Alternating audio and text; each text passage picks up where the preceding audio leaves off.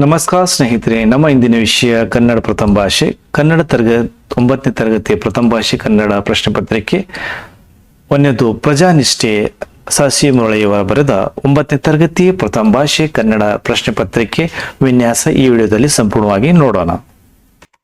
ಪ್ರಶ್ನೆ 1. ಈ ಕೆಳಗಿನ ಪ್ರಶ್ನೆಗಳಿಗೆ ಅಥವಾ ಅಪೂರ್ಣ ಹೇಳಿಕೆಗಳಲ್ಲಿ 4 ಆಯ್ಕೆಗಳನ್ನು ನೀಡಲಾಗಿದೆ. ಅವುಗಳಲ್ಲಿ ಸೂಕ್ತವಾದ ಉತ್ತರವನ್ನು ಆರಿಸಿ ಕ್ರಮಾಕ್ಷರದೊಂದಿಗೆ ಬರೆಯಿರಿ. ಸ್ಮರಣೀಯ ಸುಲಭ.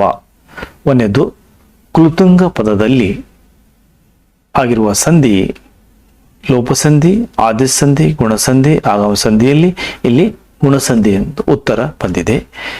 ಒಂದನೇದು ಕಂಪ್ಲೀಟ್ ಆಯಿತು. ಎರಡನೇದು ಹೋಗೋಣ. ಪ್ರಶ್ನೆ 2. ಮೈಮರೆ ಪದದಲ್ಲಿ ಆಗಿರುವ ಸಮಾಸ ಇದು ಕ್ರಿಯಾ ಸಮಾಸ, ಗಮಕ ಸಮಾಸ, ಬರವಿ ಸಮಾಸ, ಕರ್ಮಧಾರಯ ಸಮಾಸೆಯಲ್ಲಿ ಕ್ರಿಯಾ ಸಮಾಸವಾಗಿದೆ.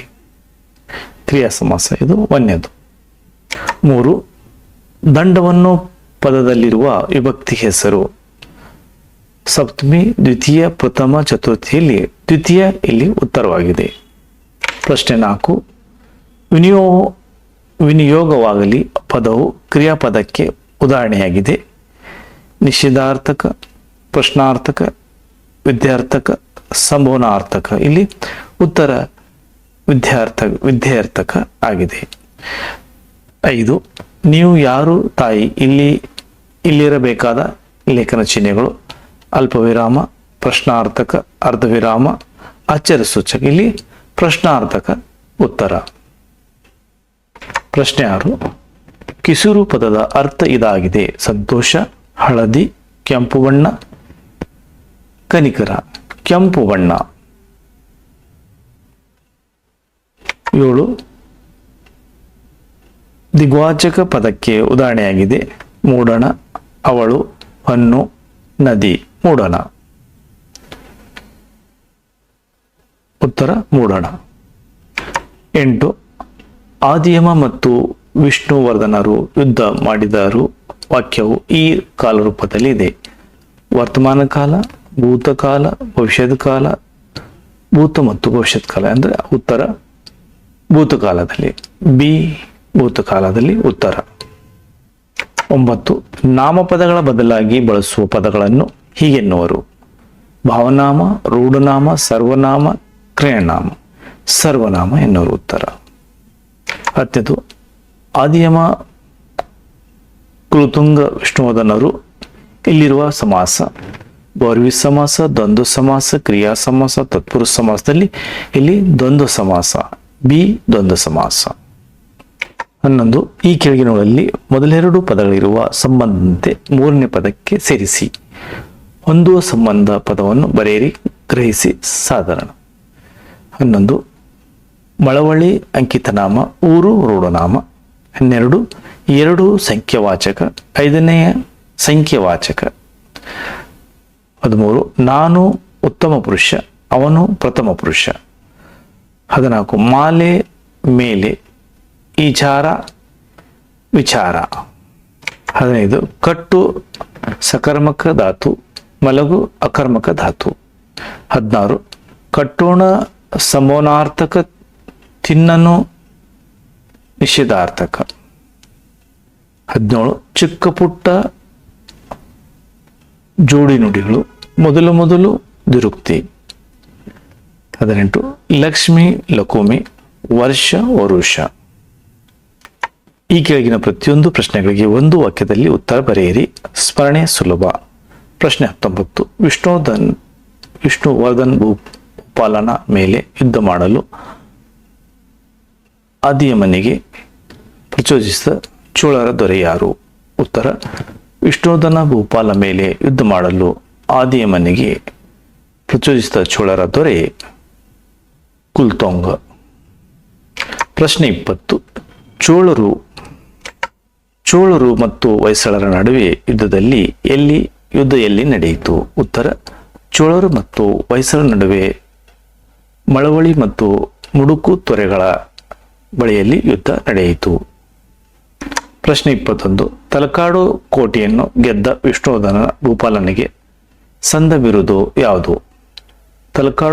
ಉತ್ತರ ತಲಕಾಡು ಕೋಟೆ ಗೆದ್ದ ವಿಷ್ಣುವರ್ಧನ ಭೂಪಾಲನ ತಲಕಾಡು ಗೊಂಡ ಎಂಬ ಬಿರುದು ಸಂದಿತು. ಪ್ರಶ್ನೆ 22. ರಾಜ್ಯ ಸಂರಕ್ಷಣೆಯಲ್ಲಿ ಮಹಾರಾಣಿ ಶಾಂತಲಾದೇವಿ ನೆರವಿಗೆ ನಿಂತಿದ್ದವರು ಯಾರು? ಉತ್ತರ ಸಾಮ್ರಾಜ್ಯ ಸಂರಕ್ಷಣೆಯಲ್ಲಿ ಮಹಾರಾಣಿ ಶಾಂತಲಾದೇವಿಯರ ನೆರವಿಗೆ ನಿಂತಿದ್ದವರು ಉದಯಾದಿತ್ಯ.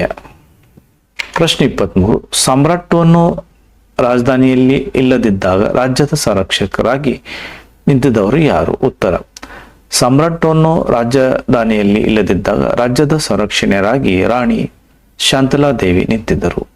ಪ್ರಶ್ನೆ 24. ಬನದಮ್ಮನಹಳ್ಳಿಯಲ್ಲಿ ಜನರು ಎಲ್ಲಿ ಪಂಚಾಯಿತಿ ಸೇರಿದರು? ಉತ್ತರ ಬನದಮ್ಮಹಳ್ಳಿಯಲ್ಲಿ ಜನರು ಬನಶಂಕರಿ ದೇವಾಲಯ ಮುಂಭಾಗದ ಕಟ್ಟೆಯ ಮೇಲೆ ಪಂಚಾಯಿತಿ ಸೇರಿದರು. ಪ್ರಶ್ನೆ 25.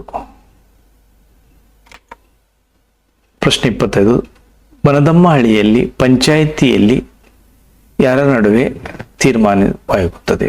ಉತ್ತರ ಬನದಮ್ಮಹಳ್ಳಿಯಲ್ಲಿ ಪಂಚಾಯಿತಿಯಲ್ಲಿ ಈರಣ್ಣ ಮತ್ತು ಬೀರಣ್ಣನ ನಡುವೆ ನ್ಯಾಯ ತೀರ್ಮಾನವಾಗುತ್ತಿತ್ತು.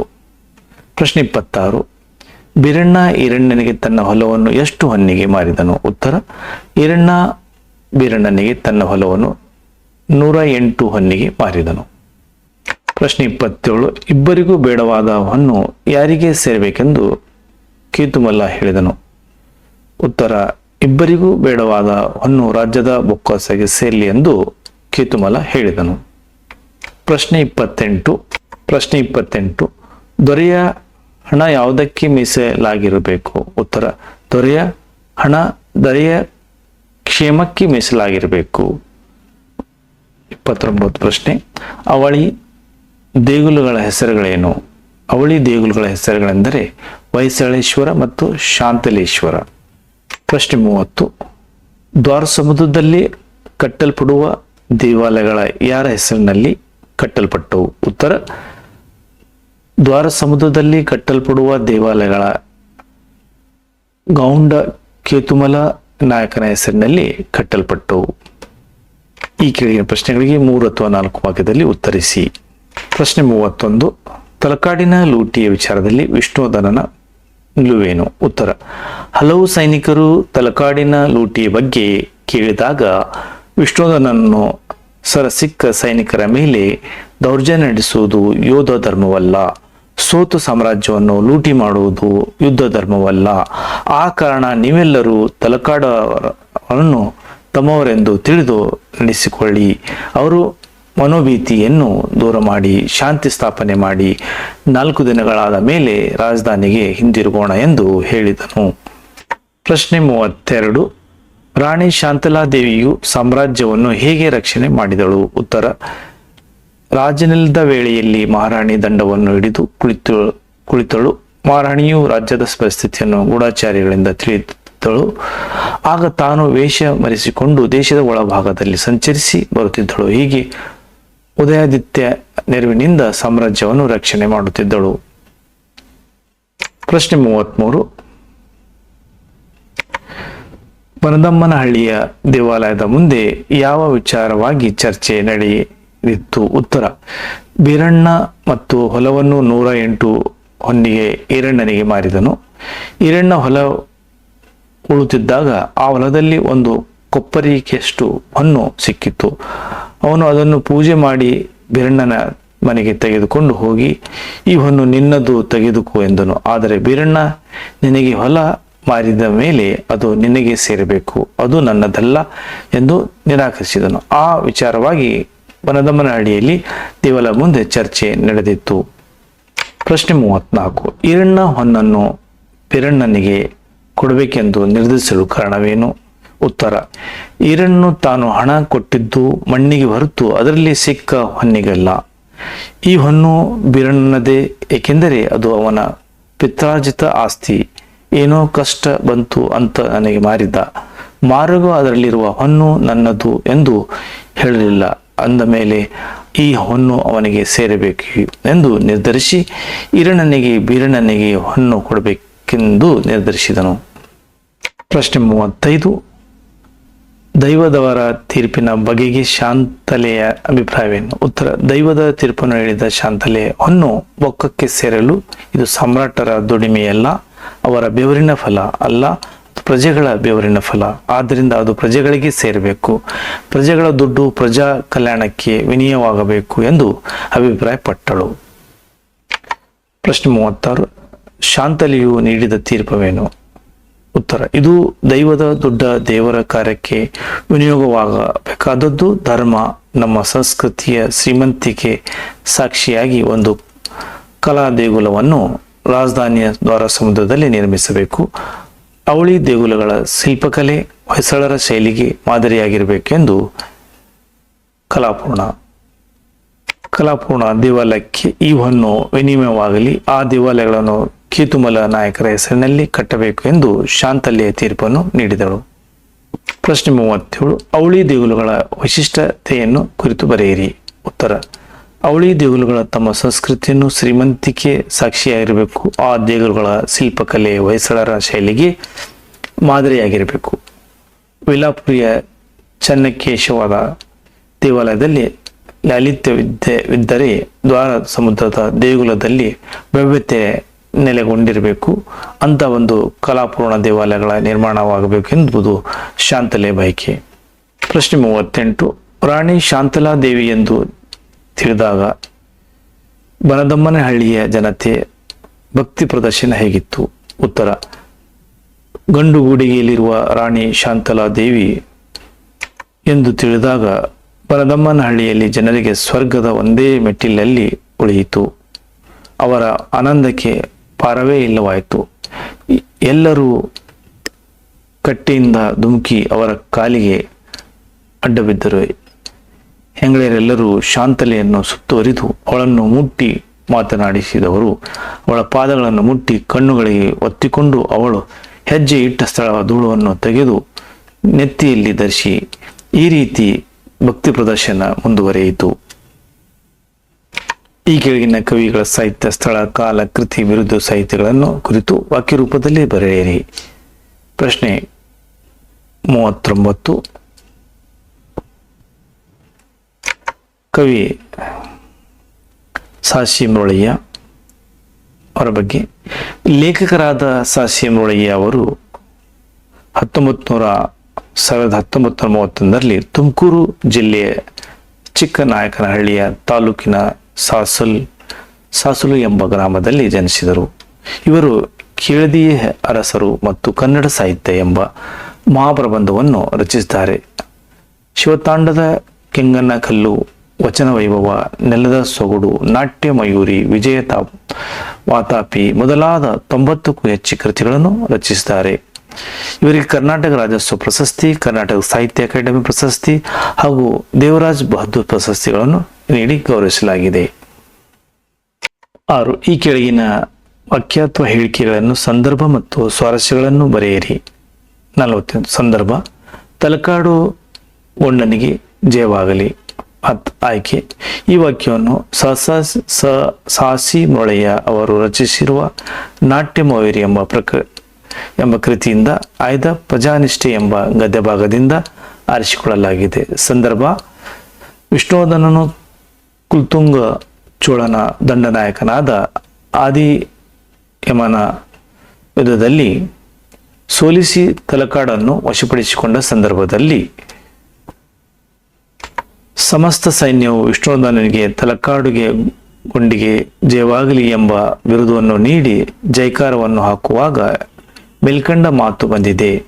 ಇಲ್ಲಿ ಸ್ವಾರಸ್ಯ: ಇಲ್ಲಿ ವಿಷ್ಣುವರ್ಧನ್ ತಲಕಾಡನ್ನು ವಶಪಡಿಸಿಕೊಂಡು ನಂತರ ಸೈನಿಕರ ವಿಜಯೋತ್ಸಾಹ ಸ್ವಾರಸ್ಯಕರವಾಗಿ ವ್ಯಕ್ತವಾಗಿದೆ. ಸಂದರ್ಭ: ಸೆರೆ ಸಿಕ್ಕ 41. ಸೆರೆ ಸಿಕ್ಕ ಸೈನಿಕರ ಮೇಲೆ ದೌರ್ಜನ್ಯ ನಡೆಸುವುದು ಯೋಧ ಧರ್ಮವಲ್ಲ. ಇಲ್ಲಿ ಸಂದರ್ಭ: ವಿಷ್ಣುವರ್ಧನನ ಕುಲೋತ್ತುಂಗ ಚೋಳನ ದಂಡನಾಯಕ ಆದಿಯಮನ ಯುದ್ಧದಲ್ಲಿ ಸೋಲಿಸಿ ತಲಕಾಡನ್ನು ವಶಪಡಿಸಿಕೊಂಡು ಸಂದರ್ಭದಲ್ಲಿ ಹಲವು ಸೈನಿಕರು ತಲಕಾಡು ನಗರವನ್ನು ಲೂಟಿ ಮಾಡಬೇಕೆಂದು ಇಚ್ಛಿಸಿದ ಸಂದರ್ಭದಲ್ಲಿ ಪ್ರಜಾಪಾಲಕನಾದ ವಿಷ್ಣುವರ್ಧನ್ ತನ್ನ ಸೈನಿಕರಿಗೆ ಸೆರೆಸಿಕ್ಕ ಸೈನಿಕರ ಮೇಲೆ ದೌರ್ಜನ್ಯ ನಡೆಸುವುದು ಯೋಧರಲ್ಲ, ಸೋತ ಸಾಮ್ರಾಜ್ಯವನ್ನು ಲೂಟಿ ಮಾಡುವುದು ಯುದ್ಧ ಧರ್ಮವಲ್ಲ ಎಂದು ಮೇಲ್ಕಂಡಂತೆ ಹೇಳುತ್ತಾನೆ. ಸ್ವಾರಸ್ಯ: ಇಲ್ಲಿ ವಿಷ್ಣುವರ್ಧನ್ನಲ್ಲಿದ್ದ ಮಾನವೀಯ ಗುಣ ಹಾಗೂ ಹಿತ ಚಿಂತನೆ ಸ್ವಾರಸ್ಯಕರವಾಗಿ ವ್ಯಕ್ತವಾಗಿದೆ. ಮುಂದಿನ ಸಂದರ್ಭ 42. ಪ್ರಶ್ನೆ: ಏನಪ್ಪ ದೈವದವರು ಏನು ಹೇಳ್ತೀರಾ ಹೇಳಿ. ಉತ್ತರ: ಸಂದರ್ಭ: ಬನದಮ್ಮನಹಳ್ಳಿಯಲ್ಲಿ ಬನಶಂಕರಿ ದೇವಾಲಯದ ಮುಂದೆ ಕಟ್ಟೆಯ ಹತ್ತಿರ ಊರಿನ ಸಮಸ್ತ ಪ್ರಜೆಗಳ ಈರಣ್ಣ ಮತ್ತು ಬೀರಣ್ಣನ ವಿಚಾರವಾಗಿ ನ್ಯಾಯ ಪಂಚಾಯಿತಿ ಸೇರಿರುವ ಸಂದರ್ಭದಲ್ಲಿ ಗೌಡು ಸೇತುಮಲ ವಿನಾಯಕ್ ಭಟ್ಟೆ ಕಟ್ಟೆಯ ಮೇಲೆ ಕುಳಿತ 10 ಜನ ಮುಖಂಡರನ್ನು ಕುರಿತು ಮೇಲಿನಂತೆ ಏನಪ್ಪ ದೈವರನ್ನು ಏನು ಹೇಳ್ತಾರ ಹೇಳಿ ಎಂದು ಕೇಳಿದನು. ಸ್ವಾರಸ್ಯ: ಈ ಹಳ್ಳಿಯಲ್ಲಿ ನ್ಯಾಯ ಪಂಚಾಯಿತಿ ವಿಧಾನ ಹಾಗೂ ಪ್ರಜೆಗಳ ಮುಖಂಡರಿಗೆ ನೀಡುವ ಗೌರವ ಇಲ್ಲಿ ಮೆಚ್ಚತಕ್ಕದ್ದು. ಸಂದರ್ಭ: ಪ್ರಶ್ನೆ 43. ತಂಬೂಲು ಉಗದ ಮಾಲೆ ಮತ್ತೆ ಎತ್ತಿ ಬಾಯಿಗೆ ಹಾಕೊಳ್ಳೋ ಕೆಟ್ಟತನ ಬೇಡ. ಉತ್ತರ: ಸಂದರ್ಭ: ಈರಣ್ಣ ಬೀರಣ್ಣನಿಗೆ ಕೊಂಡ ಹೊಲದಲ್ಲಿ ಉಳುತ್ತಿದ್ದಾಗ ಅಲ್ಲಿ ಒಂದು ಕೊಪ್ಪರಿಗೆ ಎಷ್ಟು ಹೊನ್ನು ಸಿಕ್ಕಿತು. ಅವನು ಅದನ್ನು ಪೂಜೆ ಮಾಡಿ ಬೀರಣ್ಣನಿಗೆ ಮನೆಗೆ ತೆಗೆದುಕೊಂಡು ಹೋಗಿ, ಈ ಹೊನ್ನು ನಿನ್ನದು, ತೆಗೆದುಕೋ ಎಂದನು. ಆ ಸಂದರ್ಭದಲ್ಲಿ ಬೀರಣ್ಣ, ನಿನಗೆ ಹೊಲ ಮಾರಿದ ಮೇಲೆ ಅದು ನಿನ್ನದು ಸೇರಬೇಕು, ಅದು ನನ್ನದಲ್ಲ.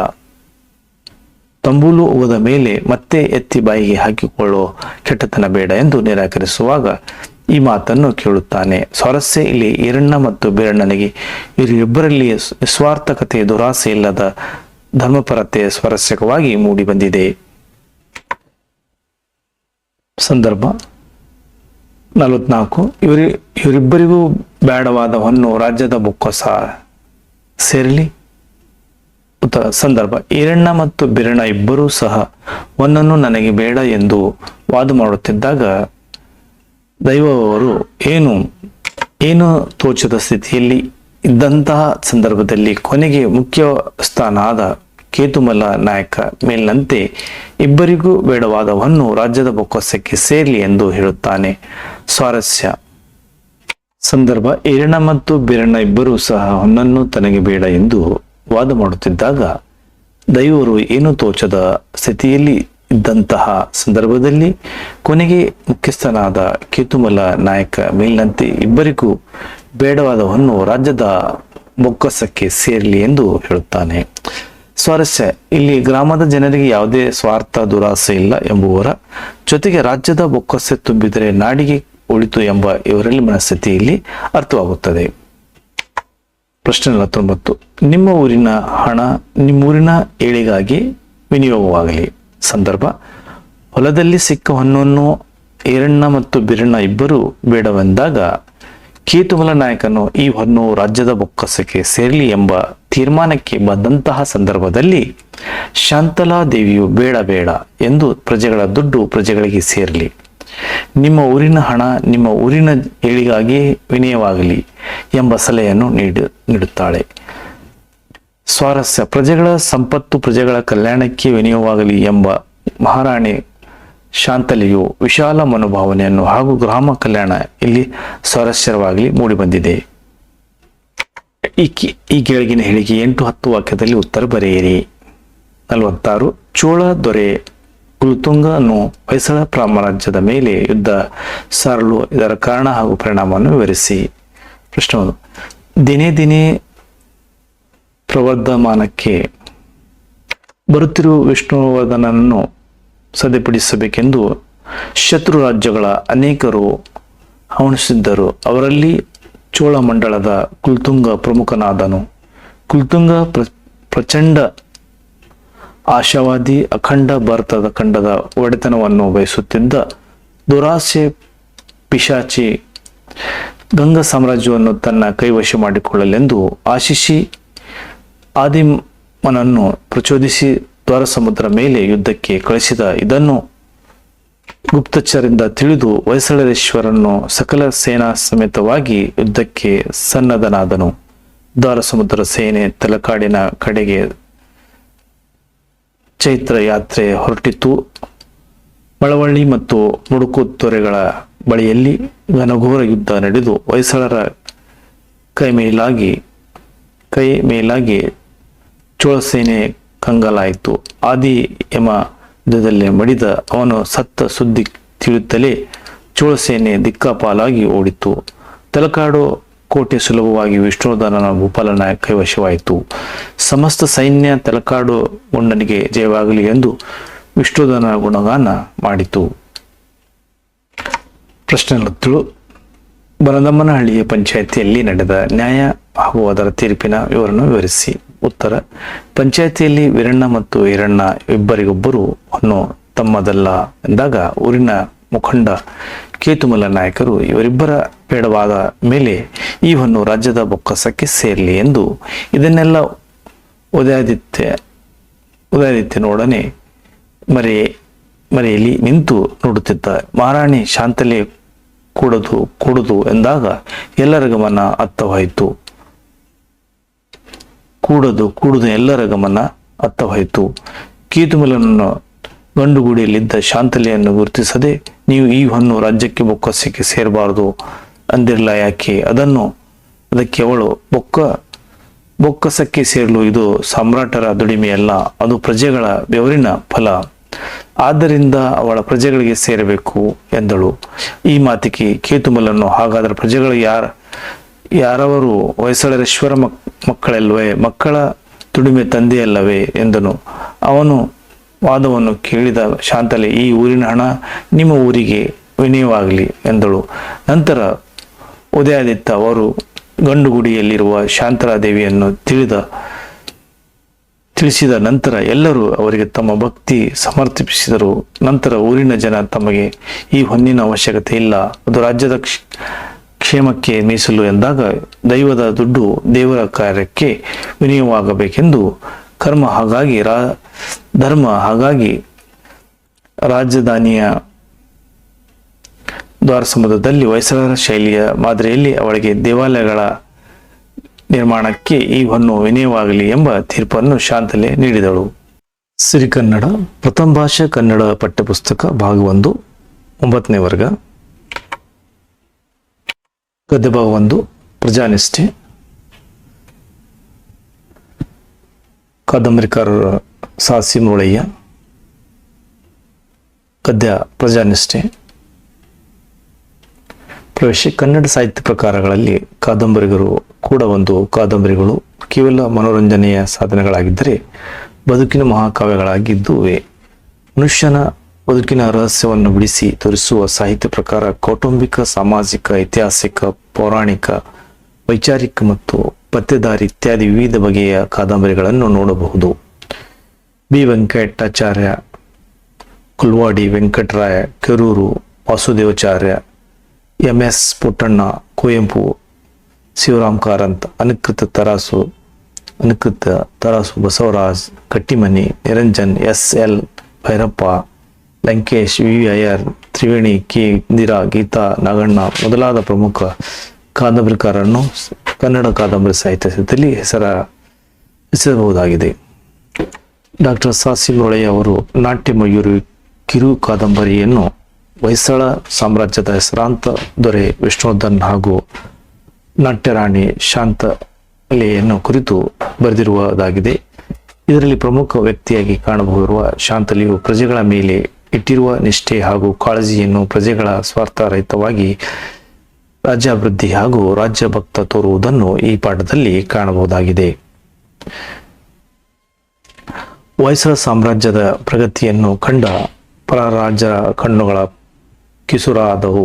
ದಿನೇ ಪ್ರವರ್ಧಮಾನಕ್ಕೆ ಬರುತ್ತಿರುವ ವಿಷ್ಣುವರ್ಧನ್ ಭೂಪಾಲನನ್ನು ಬಡಿಯಬೇಕೆಂದು ಶತ್ರು ರಾಜು ಕರ್ಣಗಳನೇಕರು ಹವಣಿಸಿದ್ದರು. ಅವರಲ್ಲಿ ಚೋಳಮಂಡಲ ಕುಲುತುಂಗ ಪ್ರಮುಖನಾದನು.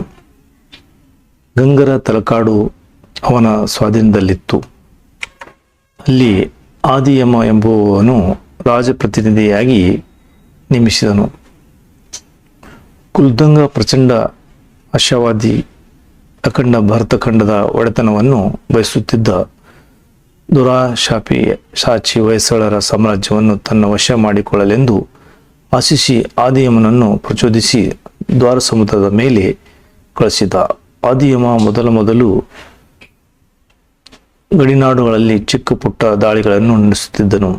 ಒಂದು ದೊಡ್ಡ ದಂಡಯಾತ್ರೆಯನ್ನು ಕೈಗೊಂಡ ಇದನ್ನು ಗುಪ್ತಚಾರರಿಂದ ತಿಳಿದ ವೈಶಾಲೇಶ್ವರನು ಸಕಲ ಸೇನಾ ಸಮೇತನಾಗಿ ಯುದ್ಧಕ್ಕೆ ಸನ್ನದ್ಧನಾಗಬೇಕಾಯಿತು.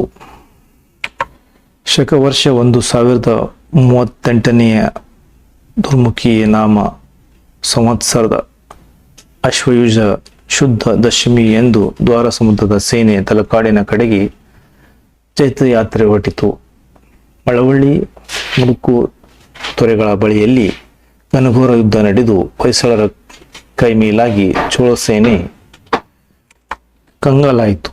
ಆದಿಯಮ ಯುದ್ಧದಲ್ಲಿ ಮಡಿದ ಅವನ ಸತ್ತ ಸುದ್ದಿ ತಿಳಿಯುತ್ತಲೇ ಚೋಳ ಸೇನೆ ದಿಕ್ಕಾಪಾಲಾಗಿ ಓಡಿತು. ತಲಕಾಡ ಕೋಟೆ ಸುಲಭವಾಗಿ ವಿಷ್ಣುವರ್ಧನ್ ಭೂಪಾಲನ ಕೈವಶವಾಯಿತು. ಸಮಸ್ತ ಸೇನೆಯ ತಲಕಾಡು ಉಂಡನಿಗೆ ಜಯವಾಗಲಿ ಎಂದು ಜೈಕಾರ ಹಾಕಿತು. ಹಲವಾರು ತಲಕಾಡು ನಗರವನ್ನು ಲೂಟಿ ಮಾಡಬೇಕೆಂದು ಇಚ್ಛಿಸಿದರು. ಆದರೆ ವಿಷ್ಣುವರ್ಧನನ ಭೂಪಾಲ ಅದಕ್ಕೆ ಆಸ್ಪದ ಕೊಡಲಿಲ್ಲ. ಕೆಚ್ಚೆದೆಯ ಕೊಟ್ಟಾಳುಗಳೇ, ಇದು ನಮ್ಮ ವಿಜಯದ ಕೊನೆವೆಂದು ತಿಳಿದು ಮೈಮರೆಯಬಾರದು. ಇದು ನಮ್ಮ ಸತ್ವ ಪರೀಕ್ಷೆಯ ಸಮಯವೂ ಹೌದು. ಆದ್ದರಿಂದ ಎಷ್ಟೇ ಸ್ಥಾನಮಾನ ಪದವಿ ಪ್ರಶಸ್ತಿಗಳಲ್ಲಿ ಲಭಿಸಲಿ, ಮಾನವ ತನ್ನ ಮಾನವೀಯ ಗುಣಗಳನ್ನು ಮಾತ್ರ ಗಾಳಿಯಲ್ಲಿ ತೋರಿ ಬಿಡಬಾರದು. ಸೆರೆ ಸಿಕ್ಕ ಸೈನಿಕರ ಮೇಲೆ ದೌರ್ಜನ್ಯ ನಡೆಸುವುದು ಯೋಧ ಧರ್ಮ ಅಲ್ಲ. ಸೋತ ಸಾಮ್ರಾಜ್ಯವನ್ನು ಲೂಟಿ ಮಾಡುವುದು ಯುದ್ಧ ಧರ್ಮವಲ್ಲ. ಆ ಕಾರಣ ನೀವೆಲ್ಲರೂ ತಲಕಾಡವನ್ನು ತಮ್ಮವರೆಂದು ತಿಳಿದು ನಡೆಸಿಕೊಳ್ಳಿ. ಅವರ ಮನೋಭೀತಿಯನ್ನು ದೂರ ಮಾಡಿ ಶಾಂತಿ ಸ್ಥಾಪನೆ ಮಾಡಿ 4 ದಿನಗಳಾದ ಮೇಲೆ ರಾಜಧಾನಿಗೆ ಹಿಂತಿರುಗೋಣ. ಪ್ರಜಾಪಾಲಕನಾದ ವಿಷ್ಣುವರ್ಧನ್ ಭೂಪಾಲನ ಮಾತುಗಳನ್ನು ಎಲ್ಲರಿಗೂ ಹಿಡಿಸಿತು. ಅವನು ಇಚ್ಛೆಯ ಮಹಾಮಂತ್ರಿಯ ಗಂಗಾರಾಜರು, ದಂಡಾಧೀಶ ತುಂಗದೇವನು ಅನುಮೋದಿಸಿದರು. ಇತ್ತ ರಾಜಧಾನಿಯಲ್ಲಿ ಸಂರಕ್ಷಣೆಗಳಾಗಿ ನಿಂತಿದ್ದ ದೇವತೆ ಎಂದರೆ ಮಹಾರಾಣಿ ಶಾಂತಲಾದೇವಿ. ಅವಳಿಗೆ ನೆರವು ನೀಡುವುದಕ್ಕೆ ನಿಮಿತ್ತನಾಗಿದ್ದವನು ಯುವರಾಜ್ ಕುಮಾರ್ ಉದಯಾದಿತ್ಯ. ಯುದ್ಧಕ್ಕಾಗಿ ತಮ್ಮ ಸಮಸ್ತ ಸೇನೆಯ ರಾಜ್ಯದಿಂದ ದೂರ ಹೋದಾಗ ಪಕ್ಕದ ಪಾಳೆಗಾರನ್ನು ದುಷ್ಟರು ತುಂಬಿ ಏಳುವುದು ಸಹಜ. ಆದರೆ ಮಹಾರಾಣಿಯರು ದಂಡವನ್ನು ಹಿಡಿದು ಕುಳಿತಿರುವುದನ್ನು ಕೇಳಿದ ಕೂಡಲೇ ಯಾವ ಗದ್ದಲವು ಕೇಳಿ ಬರದಾಯಿತು. ಮಹಾರಾಣಿ ಪರಿಸ್ಥಿತಿ ಗೂಢಚಾರಿಂದ ತಿಳಿಯುತ್ತಿದ್ದಳು. ಆಗಾಗ ತಾನು ವೇಷ ಧರಿಸಿಕೊಂಡು ದೇಶದ ಒಳಭಾಗದಲ್ಲಿ ಸಂಚರಿಸಿ ಬರುತ್ತಿದ್ದಳು. ಒಮ್ಮೆ ತಾನು ಗಂಡುಗೂಡೆಯುಂಟು ಯುವರಾಜ ಕುಮಾರ ಉದಯಾದಿತ್ಯವನ್ನು ಜೊತೆಯಲ್ಲಿ ಕರೆದುಕೊಂಡು ಬೆಳಗಿನ ಜಾವಕ್ಕೆ ಕುದುರೆಯ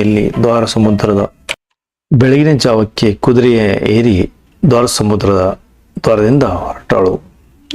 ರಾಜ ದಕ್ಷಿಣ ಭಾಗವನ್ನು ವೀಕ್ಷಿಸುವ ಸಲುವಾಗಿ ಬೆಳಗೋಳ ಬಾಣಾವರ ನಾಡುಗಳನ್ನು ದಾಟಿ ಅಂದೇ ಸಂಜೆ ತೆಂಗಿನ ಸೀಮೆಯ ಹಳ್ಳಿಯೊಂದರ ಬಳಿ ಬಂದರು. ಅದರ ಹೆಸರು ಬನದಮ್ಮನಹಳ್ಳಿ. ಪೂರ್ವಾಚೆ ಬನಶಂಕರಿಯ ದೇವಾಲಯ ಭವ್ಯವಾಗಿ ಬೆಳಗುತ್ತಿತ್ತು. ಅಲ್ಲಿ ಹೋಗಿ ದೇವಿಗೆ ನಮಸ್ಕರಿಸಿ ಪಯಣವನ್ನು ಮುಂದುವರಿಸುವುದೆಂದು ಆಲೋಚಿಸಿ ಅಲ್ಲಿಗೆ ನಡೆದರು. ಅದರ ಬನಶಂಕರಿಯ ದೇವಾಲಯದ ಮುಂಭಾಗದ ಕಟ್ಟೆ ಮೇಲೆ 100 ಜನರು ಒಂದು ಪಂಚಾಯಿತಿ ಸೇರಿದ್ದರು. ಕಂಡು ಬಂತು. ಯಾವುದೋ ಹಳ್ಳಿ ಜಗಳ ಇರಬೇಕೆಂದು ಅಂದುಕೊಂಡು ಶಾಂತಲಿ ಆದರೆ ಅದು ಜಗಳವಾಗಿರಲಿಲ್ಲ. ಏನೋ ಒಂದು ಹೊಸ ಬಗೆಯ ನ್ಯಾಯವನ್ನು ಬಿಡಲಾಗುತ್ತಿತ್ತು. ಪಂಚಾಯಿತಿಯ ಜನಸಮೂಹಕ್ಕೆ ಕಾಣಿಸಿದಂತೆ ದೂರದ ಹಿಪ್ಪೆಯ ಮರದ ಮೇರೆಯಲ್ಲಿ ನಿಂತು ಶಾಂತಲಿ ಮತ್ತು ಉದಯಾದಿತ್ಯರು ಅಲ್ಲಿ ನಡೆಯುತ್ತಿದ್ದ ನ್ಯಾಯ ವಿಚಾರವನ್ನು ಆಲಿಸುತ್ತಿದ್ದರು. ಏನ್ರಪ್ಪ ದೈವದವರು ಏನು ಹೇಳುತ್ತಿದ್ದಾರೆ ಕೇಳ್ರಿ. ಗಾದಿಯ ಮೇಲೆ ಕುಳಿತಿದ್ದ ದಪ್ಪ ಮೀಸಿಯ ಗೌಡು ಕೇತುಮಲ್ಲ ನಾಯಕನ ಅದೇ ಕಟ್ಟೆಯ ಮೇಲೆ ಕುಳಿತಿದ್ದ 10 ಜನರನ್ನು ಕೇಳಿದ. ಎಲ್ಲರೂ ಮುಂಡಾಸುಗಳನ್ನು ಸುತ್ತಿಕೊಂಡಿದ್ರು.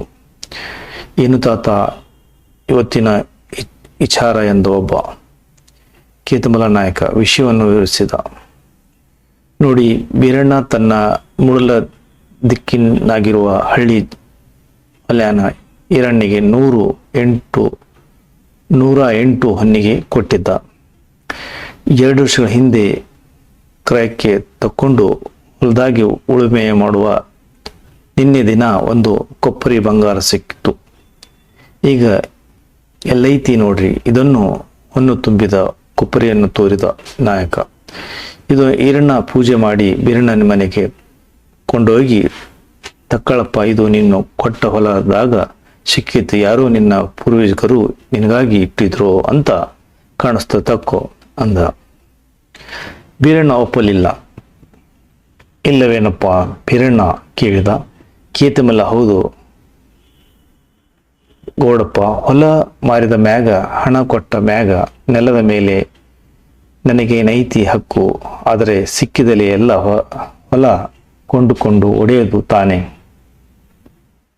ಆದರೆ ಅದಕ್ಕೆ ನಾನೊಪ್ಪಲ್ಲ ಗೌಡಪ್ಪ. ಈರಣ್ಣ ಹೇಳಿದ, ನಾನು ಹಣ ಕೊಟ್ಟದ್ದು ಮಣ್ಣಿಗೆ ಹೊರತು ಅದರಲ್ಲಿ ಸಿಕ್ಕ ಹೊನ್ನಿಗಲ್ಲ. ಈ ಹೊನ್ನು ಬೀರಣ್ಣಂದೇ, ಯಾಕೆ ಅಂತಿರೋ? ಆ ಹೊಲ ಇವನು ಪಿತಾರ್ಜಿತ ಆಸ್ತಿ, ಏನೋ ಕಷ್ಟ ಬಂತು ಅಂತ ನನಗೆ ಮಾರಿದ. ಮಾರುವಾಗ ಅದರಿನ ಹೊನ್ನು ನಿಂದೆ ಅಂತ ಹೇಳಲಿಲ್ಲ. ಅಂದ ಮೇಲೆ ಹೊನ್ನು ಅವನದೇ, ನಂದಲ್ಲ ಅಂದ ಹಾಗಾದ್ದು. ತಂಬುಲು ಊದ ಮೇಲೆ ಮತ್ತೆ ಎತ್ತಿ ಬಾಯಿ ಹಾಕೊಳ್ಳುವುದು ಕೆಟ್ಟತನ ಬೇಡ. ಹೊನ್ನು ಹೊಲ ಕೊಂಡುಕೊಂಡು ಈರಣ್ಣಂದೇ, ಅವನು ತಗೊಳ್ಕೋ, ಹಂಗ ಮಾಡಿ ಉಪಕಾರ ಮಾಡಬೇಕೆಂದು ದೈವದವರು ಎಂದು ಬೇಡಿದ ಈ ವೀರಣ್ಣ. ಕಟ್ಟೆ ಮೇಲಿದ್ದ ದೈವವರಿಗೆ ಏನೂ ತೋಚಲಿಲ್ಲ. ಕಡೆಗೆ ಮುಖ್ಯಸ್ಥನಾದ ಕೇತುಮಲ ಹೇಳಿದ, ಹೋಗ್ಲಿ ಬಿಡಿ, ಇಬ್ಬರಿಗೂ ಬೇಡವಾದ ಹೊನ್ನು ರಾಜ್ಯದ ಬೊಕ್ಕಸ ಸೇರ್ಲಿ ಅಂದ. ಕೂಳೆ ಮರದ ಮೇಲಿದ್ದ ಶಾಂತಲೆ ಮುಂದೆ ಬಂದು ಕೂಡದು ಕೂಡದು ಎಂದು ಕೂಗಿದಳು. ಎಲ್ಲರೂ ಅತ್ತ ಕಣ್ಣ ಹಾಸಿದರು. ಗಂಡು ವೇಷದ ಶಾಂತಲೆ ಮತ್ತು ಉದಯಾದಿತ್ಯರು ಪಂಚಾಯಿತರ ಕಡೆಗೆ ಬರುತ್ತಿದ್ದುದು ಕಾಣಿಸಿತು. ಗಂಡು ಗುಡಿಯನ್ನು ಹುಟ್ಟಿದ ಶಾಂತಲೆಯನ್ನು ಅವರು ಗಂಡಸಂದೇ ಭಾವಿಸಿದರು. ಅವರ ದೇಹ ಸೌಂದರ್ಯವನ್ನು ನೋಡಿ ಎಲ್ಲರಿಗೂ ಸಂತೋಷವಾಯಿತು. ಅವರನ್ನು ಮಾತನಾಡಿಸಬೇಕೆಂದು ಎನಿಸಿತು. ಕೇತುಮಲ ಕೇಳಿದ, ನೀವು ಯಾರು ಆಗಿರಿ, ಆದರೆ ನೀವು ಈ ಹೊನ್ನು ರಾಜ್ಯದ ಬೊಕ್ಕಸಕ್ಕೆ ಸೇರಬಾರದು ಅಂದಿರಲ್ಲ, ಯಾಕೆ? ತಾತ, ಬೊಕ್ಕಸಕ್ಕೆ ಸೇರಲು ಇದು ಸಾಮ್ರಾಟರ ದುಡಿಮೆಯಲ್ಲ, ಅವರ ಬೆವರಿನ ಫಲ ಅಲ್ಲ, ಪ್ರಜೆಗಳ ಬೆವರಿನ ಫಲ. ಹೌದು, ಈ ಹೊನ್ನು ಪ್ರಜೆಗಳು. ಹಾಗಾದರೆ ಪ್ರಜೆಗಳ ಯಾರವರು ಎಂದು ಪ್ರಶ್ನೆ ಹಾಕಿದ. ಶಾಂತಲೆ ಉತ್ತರಿಸಿದಳು. ಕೇತುಮಲನ್ನೇ ಮುಂದುವರಿಸಿದ, ಕೇಳು ನನ್ನಪ್ಪ, ನಾವೆಲ್ಲ ಹೊಯ್ಸಳರ ಮಕ್ಕಳೆಲ್ಲವನ್ನ, ಮಕ್ಕಳ ದುಡಿಮೆ ತಂದೆಯಲ್ವೇ? ಹೋಗಲಿ, ನಿಮ್ಮ ಊರಿನ ಹಣ ನಿಮ್ಮ ಊರಿಗಾಗಿ ವಿನಿಯೋಗವಾಗಲಿ. ಅಷ್ಟು ಸ್ವಾರ್ಥ ಯಾಕೋ ನನ್ನಪ್ಪ? ನಾರಾಯಣನಂತಹ ಮಹಾರಾಜರು, ಲಕ್ಷ್ಮಿಯಂತ ಮಹಾರಾಣಿ ಇರುವಾಗ ನಮಗೆ ಹಣಕ್ಕೆ ಕೊರತೆಯೇ ನಮ್ಮೂರಿಗೆ ಯಾವುದು? ಈಗ ಬೇಡ, ನಾವು ಒಂದರ್ಥದಲ್ಲಿ ತೃಪ್ತರು. ಏನಾದರೂ ಊರಿಗೆ ಬೇಕಾದರೆ ನಾವೇ ಮಾಡಿಕೊಳ್ಳಲಿ ಎಂದು ದೊರೆಯ ಕ್ಷೇಮಕ್ಕೆ ಮೀಸಲು. ಕೇತುಮಲನ ಮಾತು ಕೇಳಿ ಅಣ್ಣಳಗಿರ, ನಿಮ್ಮಂತಹ ಪುಣ್ಯಂತ ಪ್ರಜೆಗಳನ್ನು ಪಡೆದು ರಾಜ ದಷ್ಟ ಭಾಗವಂತೇನು ಇರಬಹುದು ಅಂತ ರಾಜಾರಾಣಿಯರನ್ನು ಪಡೆದ ನಾವು ಪುಣ್ಯವಂತರು ಅಂದ ಕೇತುಮಲ. ನಿಮ್ಮ ಸಮಾಗಮದ ಸೌಭಾಗ್ಯವನ್ನು ಕಂಡ ನಾವು ಪುಣ್ಯವಂತರು ಎಂದು ಮುಂದೆ ಬಂದ ಉದಯಾದಿತ್ಯ ಎಲ್ಲರೂ ಅಚ್ಚರಿಗೊಳ್ಳುವಂತೆ ನುಡಿದ. ಅಣ್ಣಗಳಿರ, ಇವರು ಯಾರೆಂದು ತಿಳಿದಿರಿ? ಇವರೇ ನಿಮ್ಮ ಭಾಗ್ಯವ ದೇವತೆ ಶಾಂತಲಾದೇವಿ. ಗಂಡುಗುಡಿಯಲ್ಲಿದ್ದರಿಂದ ನಿಮಗೆ ಗುರುತಿಸಲಾಗಲಿಲ್ಲ ನೋಡಿ ಎಂದು ಶಾಂತಲೆ ತಲೆಯ ಮೇಲಿನ ಮುಂಡಾಸು ತೆಗೆದು ಅಂಟಿಸಿಕೊಂಡಿದ್ದ ಮೀಸೆಯನ್ನು ತೆಗೆದಳು ಶಾಂತಲೆ. ಆ ಬನದಮ್ಮನ ಹಳ್ಳಿಯ ಜನರಿಗೆ ಸ್ವರ್ಗ ಒಂದೇ ಮೆಟ್ಟಿಲನ್ನಿಳಿಯಿತು. ಅವರ ಆನಂದಕ್ಕೆ ಪಾರವೇ ಇಲ್ಲವಾಯಿತು. ಎಲ್ಲರೂ ಕಟ್ಟಿಯಿಂದ ಧುಮುಕಿ ಉದಕ್ಕಿ ನೆಲದ ಮೇಲೆ ಅಡ್ಡ ಬಿದ್ದರು. ದೇವಾಲಯ ಒಳಭಾಗದಲ್ಲಿ ಪಂಚಾಯಿತಿ ನೋಡಲು ಬಂದಿದ್ದ ಹೆಂಗಳೆಯರು ಓಡಿ ಬಂದು ಶಾಂತಲೆಯನ್ನು ಸುತ್ತುಗಟ್ಟಿದರು. ಅವಳನ್ನು ಮುಟ್ಟಿ ಮಾತನಾಡಿಸಿ ಮುಕ್ತಿ ಪಡೆದಷ್ಟು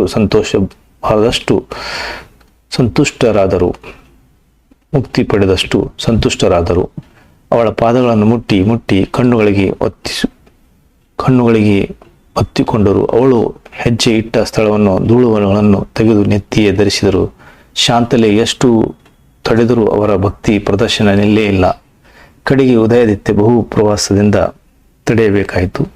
ಎಲ್ಲ ದೈವವರನ್ನು ಈ ಹೊನ್ನವನ್ನು ಬೊಕ್ಕಸಕ್ಕೆಂದು ಒಪ್ಪಿಕೊಳ್ಳುವುದು ದೊರೆತು ಮಹಾರಾಣಿಯರ ಮತ್ತು ಯುವರಾಜರ ಪಾದಗಳನ್ನು ಬಿಡುವುದಿಲ್ಲ ಎಂದು ಹಠ ಮಾಡಲು ಶಾಂತಲೆ, ಅಣ್ಣಂದಿರ, ತಾಯಂದಿರ, ಇದು ನನ್ನ ಹೊನ್ನನ್ನ ನೇರವಾಗಿ ನಾನು ರಾಜ್ಯಕ್ಕೆ ವಶಕ್ಕೆ ಸೇರುವುದಿಲ್ಲ. ಇದು ದೈವದ ದುಡ್ಡು. ದೇವಕಾರ್ಯಕ್ಕೆ ವಿನಯವಾಗಬೇಕಾದದ್ದು ಧರ್ಮ. ಕೇಳಿ, ನನಗೆ ಬಹಳ ದಿನಗಳಿಂದಲೂ ಅದು ಆಸೆ ಇವೆ.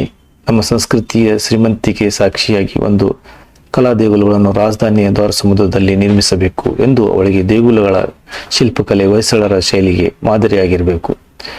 ವಿಲ್ಲಾಪುರಿಯ ಚಿನ್ನಕೇಶವ ದೇವಾಲಯದಲ್ಲಿ ಲಾಲಿತ್ಯವಿದ್ದರೆ ದ್ವಾರ ಸಮುದ್ರದ ದೇಗುಲದ ಭವ್ಯತೆ ನೆಲೆಗೊಂಡಿರಬೇಕು. ಅಂತಹ ಒಂದು ಕಲಾಪೂರ್ಣ ದೇವಾಲಯಕ್ಕೆ ಈ ಹೊನ್ನು ವಿನಯವಾಗಲಿ. ಆದರೆ ಒಂದು ಮಾತು, ಏನು ತಾಯಿ? ಕೇತುಮಲ ನಾಯಕರು ನಮ್ಮೆಲ್ಲರಿಗೂ ಹಿರಿಯರು, ತೃಪ್ತಿ ಸಮಾನರು. ಮುಂದೆ ದ್ವಾರ ಸಮುದ್ರದಲ್ಲಿ ನಿರ್ಮಾಣವಾದ ಅವಳಿ ದೇವಾಲಯಗಳು ಅವರ ಹೆಸರಿನಲ್ಲಿ ನಿರ್ಮಾಣವಾಗಲಿ. ಈ ಶ್ರೀ ಕೇತಮಲ್ಲ ನಾಯಕರ ಹೆಸರಿನಲ್ಲಿ ಒಂದು ಶಿಲಾಶನ ಸಾಕ್ಷೀಕರಿಸಲಿ. ಕೇತುಮಲ ನಾಯಕ ಏನು ಹೇಳ ಹೊರಟ, ಆದರೆ ಬನದಮ್ಮನಹಳ್ಳಿಯ ಜನ ಬಿಡಲಿಲ್ಲ. ಮಹಾತಾಯಿ, ಹಾಗೆ ಆಗಲಿ, ಕೇತುಮಲ ನಮ್ಮನ ಹೆಸರಿನಲ್ಲೇ ಕಟ್ಟೋಣವಾಗಲಿ ಎಂದು ಒಕ್ಕರಲಿಲ್ಲ ಎಂದು ಕೂಗಿದರು. ಜೊತೆಯಲ್ಲಿ ಮತ್ತೊಂದು ಕೂಗು, ಕಟ್ಟುವ ದೇವಾಲಯಗಳನ್ನು ಹೊಯ್ಸಳೇಶ್ವರ ಶಾಂತೇಶ್ವರ ಎಂದಿತು. ಹೌದು, ಹೊಯ್ಸಳೇಶ್ವರ ಶಾಂತಲೇಶ್ವರಿಗೆ ಜಯವಾಗಲಿ ಎಂದು ಘೋಷಿಸಿತು. ಸಾಸಲು ಬನದಮ್ಮನಹಳ್ಳಿಯ ಭಾಗ್ಯವಂತ ಜನತೆ ಅತ್ತಿಗೆ ಮೈದುನನ್ನು ತಮ್ಮ ತಮ್ಮ ಕುದುರೆಯನ್ನು ನೇರಿದು ಸಾಸಲು ಬನದಮ್ಮನಹಳ್ಳಿಯ ಜನತೆ ಮಹಾರಾಣಿಯರಿಗೆ ಜಯವಾಗಲಿ, ಯುವರಾಜರಿಗೆ ಜಯವಾಗಲಿ, ಹೊಯ್ಸಳರಿಗೆ ಜಯವಾಗಲಿ ಎಂದು ಹರ್ಷಘೋಷಣೆ ಮಾಡಿತು. ಕೃತಿಕಾರ ಪರಿಚಯ. ಸಾಸಿ ಮುರಳಯ್ಯ, ಶ್ರೀ ಸಾಸಲು ಶಿವರುದ್ರಯ್ಯ ಮುರಳಯ್ಯ ಇವರು ಕ್ರಿಶಿಪುರ 1931ರಲ್ಲಿ ತುಮಕೂರು ಜಿಲ್ಲೆಯ ಚಿಕ್ಕನಾಯಕನಹಳ್ಳಿ ತಾಲೂಕಿನ ಸಾಸಲು ಗ್ರಾಮದಲ್ಲಿ ಜನಿಸಿದರು. ಇವರ ತಂದೆ ಶಿವರುದ್ರಯ್ಯ, ತಾಯಿ ಸಿದ್ದಮ್ಮ. ಇವರು 1956ರಲ್ಲಿ ಮೈಸೂರು ವಿಶ್ವವಿದ್ಯಾಲಯದಿಂದ ಕನ್ನಡ MA ಪದವಿಯನ್ನು, 1971ರಲ್ಲಿ ಕರ್ನಾಟಕ ವಿಶ್ವವಿದ್ಯಾಲಯದಿಂದ ಕೆಳದಿಯ ಅರಸತ್ತು ಮತ್ತು ಕನ್ನಡ ಸಾಹಿತ್ಯ ಕುರಿತು ಪ್ರವಾಸ ಮಹಾಪ್ರಬಂಧಕ್ಕೆ PhD ಪದವಿಯನ್ನು ಪಡೆದು 1995ರಿಂದ 1998ರವರೆಗೆ ಕನ್ನಡ ಸಾಹಿತ್ಯ ಪರಿಷತ್ನಲ್ಲಿ ಅಧ್ಯಕ್ಷರಾಗಿದ್ದರು. ರಾಜ್ಯ ಭಾಷಾ ಆಯೋಗದ ಸದಸ್ಯರಾಗಿ ಸೇವೆಯನ್ನು ಸಲ್ಲಿಸಿದರು. ಇವರು ಶಿವತಾಂಡದ ಕೆಂಗನಕಲ್ಲು, ವಚನ ವೈಭವ, ನೆಲದ ಸೊಗಡು, ನಾಟ್ಯ ಮಯೂರಿ, ವಿಜಯ ಪ್ರತಾಪಿ, ದೇವಾಲಯದ 90ಕ್ಕೂ ಹೆಚ್ಚು ಕೃತಿಗಳನ್ನು ರಚಿಸಿದ್ದಾರೆ. ಶ್ರೀಯುತರಿಗೆ ಕರ್ನಾಟಕ ರಾಜ್ಯೋತ್ಸವ ಪ್ರಶಸ್ತಿ, ಕರ್ನಾಟಕ ಸಾಹಿತ್ಯ ಅಕಾಡೆಮಿ ಪ್ರಶಸ್ತಿ ಹಾಗೂ ದೇವರಾಜ್ ಬಹದ್ದೂರ್ ಪ್ರಶಸ್ತಿಗಳನ್ನು ನೀಡಿ ಗೌರವಿಸಲಾಗಿದೆ. ಇವರು ದಿನಾಂಕ